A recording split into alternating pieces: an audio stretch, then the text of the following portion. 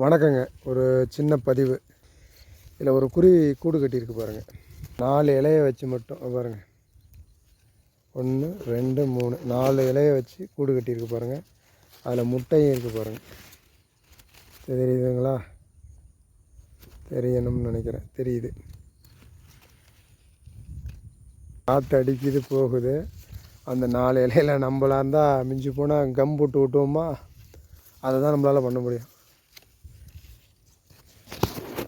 4 இலை.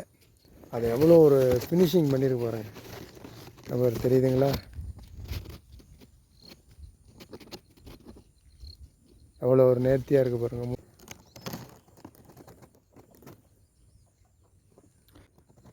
3 முட்டை இருக்குது. அழகாக இருக்குல்லங்க. இவ்வளோ ஒரு அறிவு பாருங்கள். ஒரு 4 இலை இவ்வளோ காற்றடிக்குது போகுது பாருங்கள். எவ்வளோ ஒரு பிளான் பண்ணி கட்டியிருக்கு பாருங்கள்.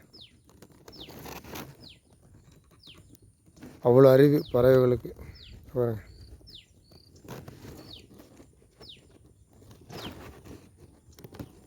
அதான் இயற்கைக்கு நிகர் இயற்கை மட்டுமே.